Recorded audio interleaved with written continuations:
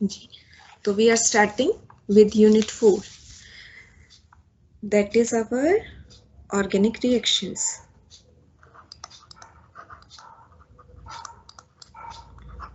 Organic reactions. Okay, the very first topic in this chapter is substitution reaction. What is substitution reaction? What is substitution reaction? The reaction which involves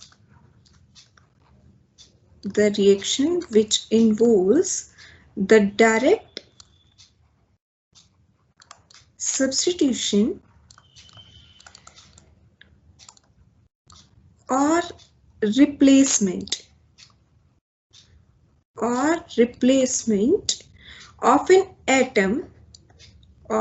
an atom or group in a molecule by another atom or group without any change in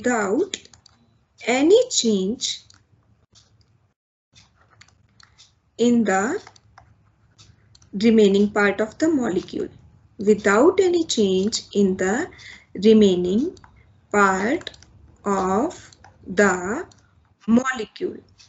तो अब आप समझिए कि क्या कहना चाह रहे हैं यहाँ पे कि इस रिएक्शन में क्या होता है. इट इन्वॉल्व्स डायरेक्ट सब्स्टिट्यूशन या रिप्लेस हो जाएगा कोई एक एटम या ग्रुप मॉलिक्यूल के अंदर. उसको रिप्लेस कौन करेगा? कोई भी अदर एटम या ग्रुप, बाकी without any change in the remaining part of the molecule. आपका जो बाकी मॉलिक्यूल है वो एज इट इज रहेगा.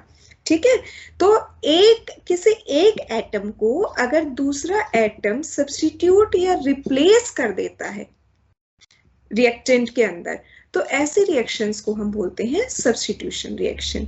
अब on the basis of attacking reagent,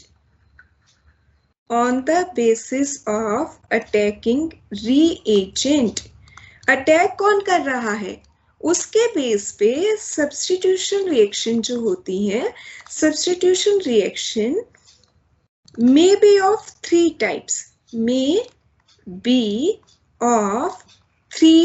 types. तीन टाइप की सब्स्टिट्यूशन रिएक्शन हो सकती है आपके अटैकिंग रिएजेंट के बेस पे. कौन से तीन टाइप की हो सकती है वो हम आगे करते हैं वन बाय वन. तो फर्स्ट वन हो सकती है आपकी इसमें न्यूक्लियोफिलिक सब्स्टिट्यूशन रिएक्शन. तो पहले टाइप के सब्स्टिट्यूशन रिएक्शन होती है आपकी न्यूक्लियोफिलिक सब्स्टिट्यूशन रिएक्शन. इसको करने के लिए सबसे पहले तो आपको ये पता होना चाहिए कि न्यूक्लियोफाइल क्या होता है.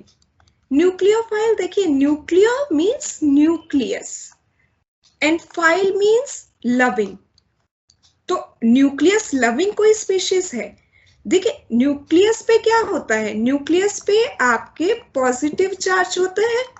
ठीक है, पॉजिटिव चार्ज को लव कौन करेगा? जिसके ऊपर खुद के ऊपर नेगेटिव चार्ज होगा, क्योंकि opposite charges attract each other. तो फिर अगर न्यूक्लियस लविंग स्पीशीज है तो इसका मतलब उसके ऊपर खुद के ऊपर कौन सा होगा? नेगेटिव चार्ज है. तो nucleophile are the species having negative charge. और नेगेटिव चार्ज क्यों आएगा किसी भी स्पीशीज के ऊपर? क्योंकि उसके पास एक्स्ट्रा इलेक्ट्रॉन होगा. Electron is having negative charge. जैसे ही किसी स्पीशीज के पास एक्स्ट्रा इलेक्ट्रॉन आ जाता है या कोई स्पीशीज इलेक्ट्रॉन रिच होती है तो उसको हम न्यूक्लियोफाइल बोलते हैं. न्यूक्लियोफिलिक सब्स्टिट्यूशन रिएक्शन को हम SN रिएक्शन भी बोलते हैं. ओके, तो इसमें क्या होता है न्यूक्लियोफिलिक सब्स्टिट्यूशन रिएक्शन में, इसमें when a substitution reaction takes place, when a substitution reaction involves an attack by, when a substitution reaction involves an attack by, नाम से ही पता लग रहा होगा आपको, nucleophilic, attack by a nucleophile. जब न्यूक्लियोफाइल अटैक करेगा by a nucleophile, then the reaction is termed as nucleophilic substitution reaction, nucleophilic substitution reaction.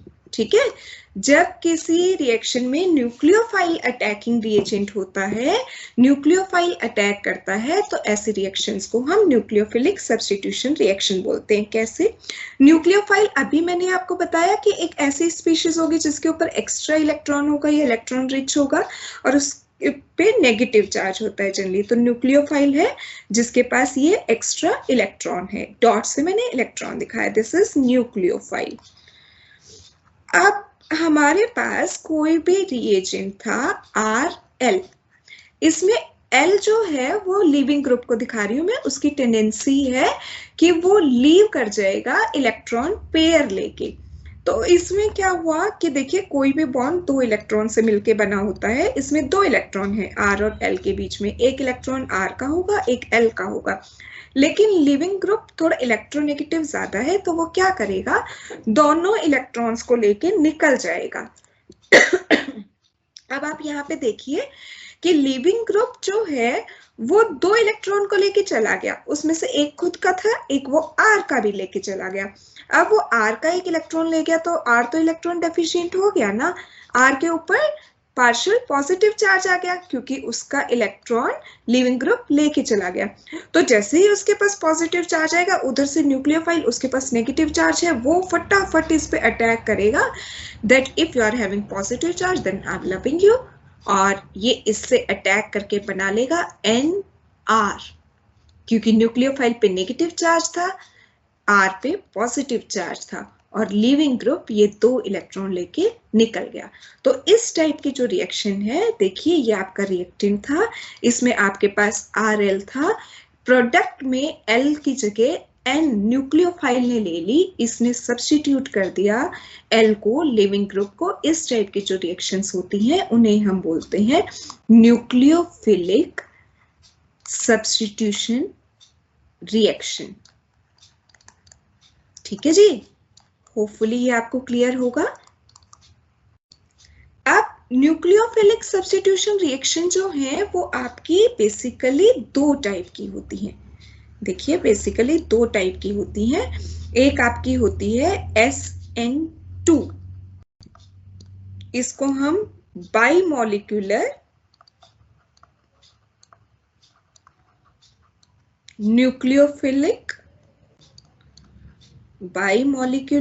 Nucleophilic substitution भी बोलते हैं, और एक होती है आपकी SN1, इसको हम यूनिमॉलिक्यूलर सब्स्टिट्यूशन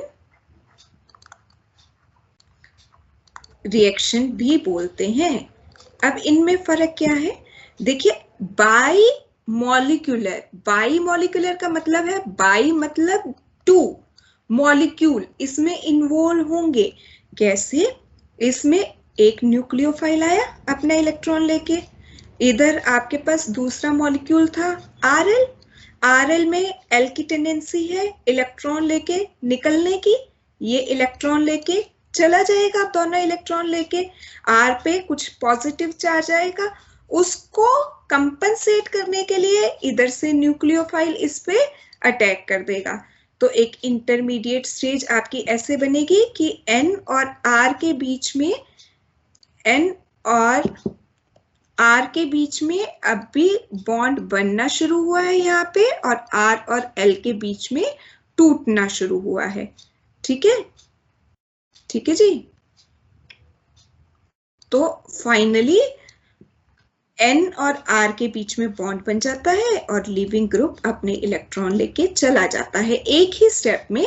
मतलब इधर से लीविंग ग्रुप निकल रहा है और इधर से न्यूक्लियोफाइल अटैक कर रहा है।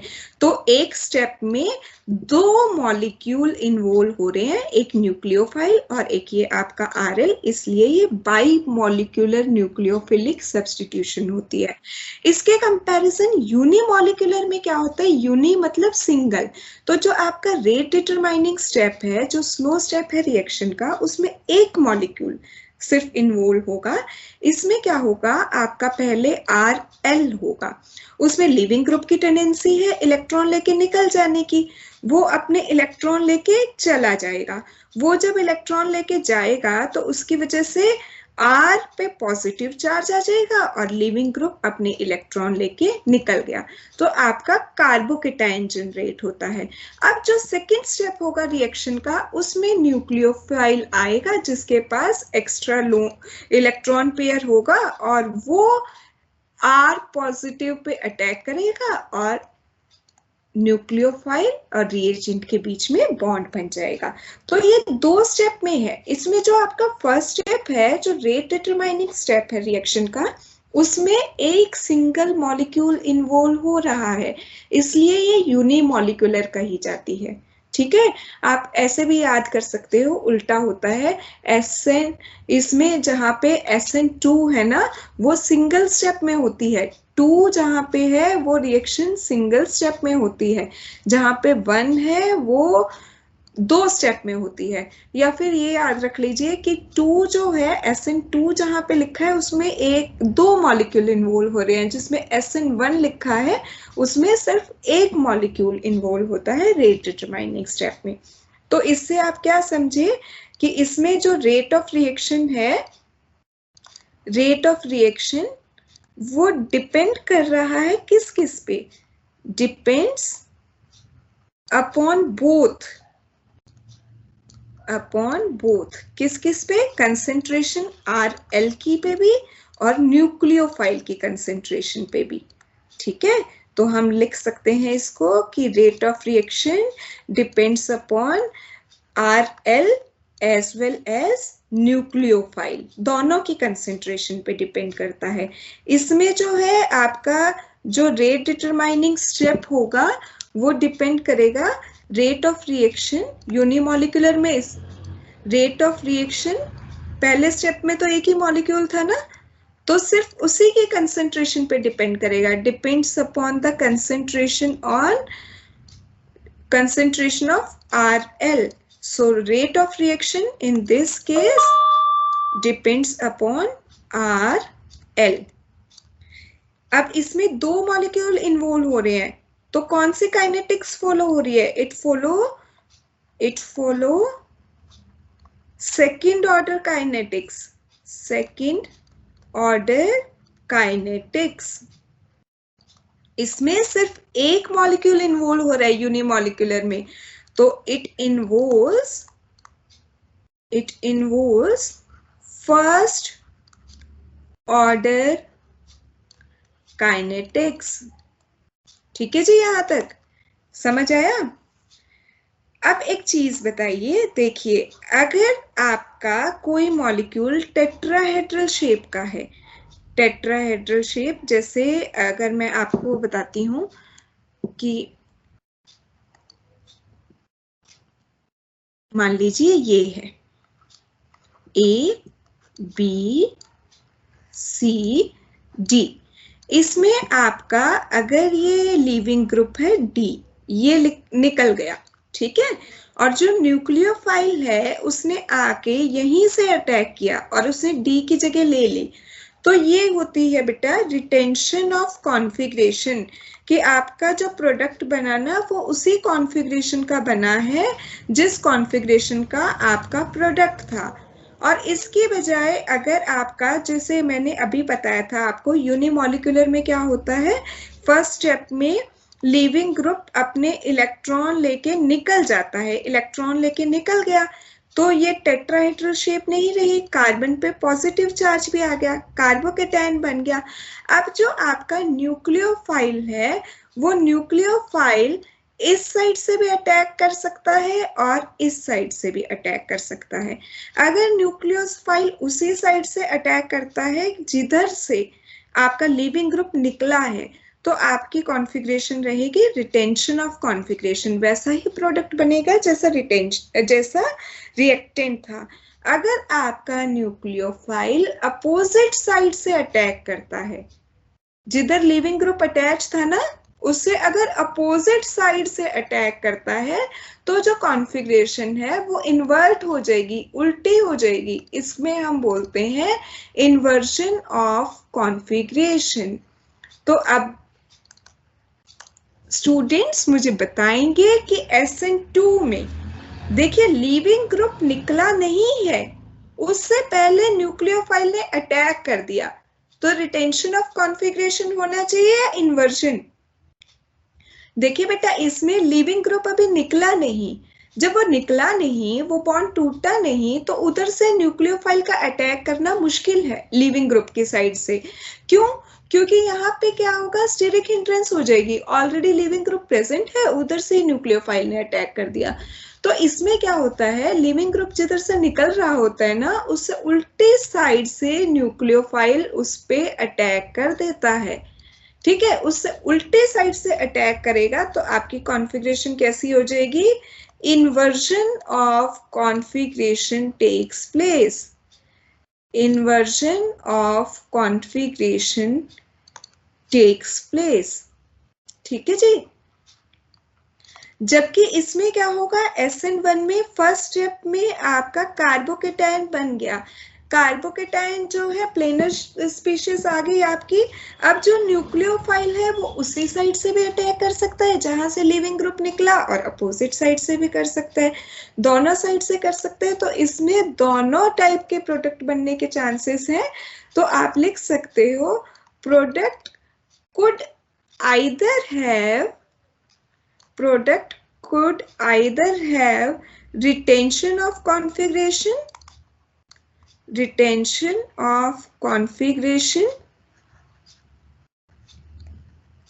or inversion of configuration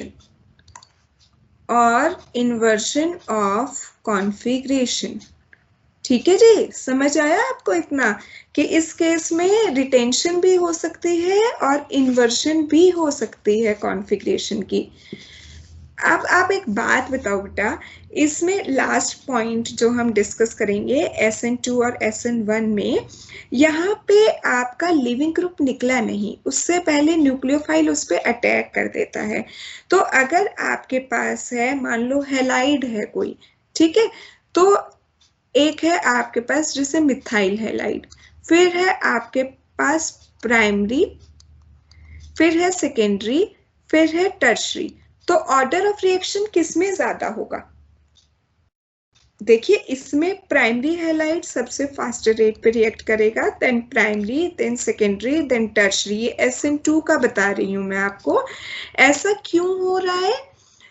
क्योंकि जैसे जैसे कार्बन पे आपके टर्शरी कार्बन अगर है, तो टर्शरी कार्बन में क्या होगा कि स्टीरिक हिंड्रेंस ज्यादा होगी, बल्कि ग्रुप्स ज्यादा अटैच होंगे। बल्कि ग्रुप ज्यादा अटैच होंगे तो न्यूक्लियोफाइल को अटैक करने के लिए जगह नहीं मिलेगी, और इसमें आपका क्या होगा, रिएक्शन स्लो होगा। उसके कंपैरिजन में सेकेंडरी में एक छोटा हाइड्रोजन अटैच होगा, तो स्पेस मिलेगा न्यूक्लियोफाइल को अटैक करने के लिए, वो इजीली अटैक करेगा। प्राइमरी में उससे भी फास्ट, और मिथाइल हैलाइड में सबसे जल्दी। इसके कंपैरिजन अगर हम SN1 मैकेनिज्म की बात करते हैं, तो SN1 मैकेनिज्म में क्योंकि इंटरमीडिएट कार्बोकेटायन जनरेट हो रहा है, तो इसमें टर्शरी कार्बोकेटायन आपने पढ़ा होगा सबसे स्टेबल होता है, देन सेकेंडरी, देन प्राइमरी। तो इसमें क्या हो रहा है बेटा, एक इंटरमीडिएट क्योंकि स्टेट बन रही है, वो इंटरमीडिएट स्टेट आपकी कार्बोकेटायन है, तो इसमें रेट ऑफ रिएक्शन कार्बोकेटायन की स्टेबिलिटी पे डिपेंड करेगा। तो इसमें सबसे रिएक्टिव जो होगा वो वाले कंपाउंड्स होंगे जिसमें टर्शरी कार्बोकेटायन जनरेट होता है, देन सेकेंडरी और देन प्राइमरी। ठीक है जी। तो आप लास्ट का जो पॉइंट है वो आप SN2 और SN1 में एक बार मैं फिर से आपको बता देती हूँ। अगर आप SN2 की बात कर रहे हैं और इधर हम SN1 की बात कर रहे हैं, तो मैं रिएक्टिविटी और आपको लिख के दिखा देती हूँ।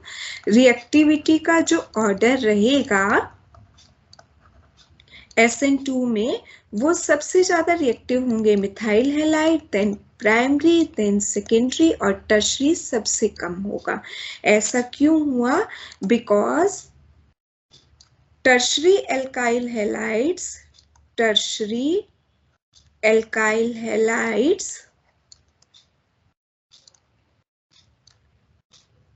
The back side of molecule जो होगी, the back side of molecule from where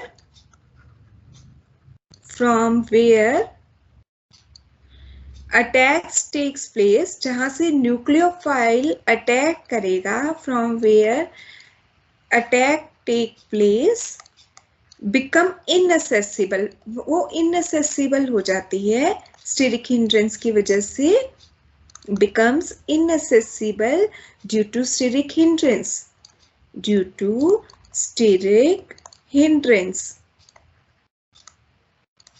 ठीक है? and it shows least reactivity, वो सबसे कम रिएक्टिव होगा।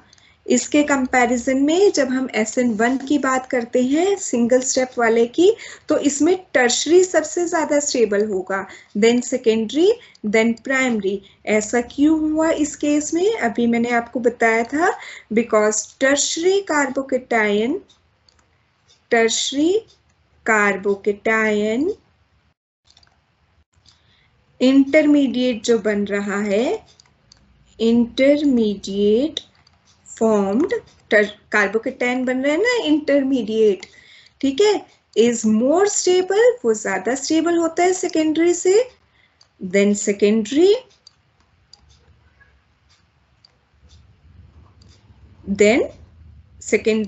ज्यादा स्टेबल है, देन प्राइमरी। तो इसलिए ये वाला ऑर्डर ऑफ रिएक्शन फॉलो होता है। तो I feel that's enough for today. कल हम इलेक्ट्रोफिलिक सब्स्टिट्यूशन रिएक्शन करेंगे, free radical, and if the time permits then we will start with either addition reaction और elimination reaction. Good night, have a peaceful night, bye.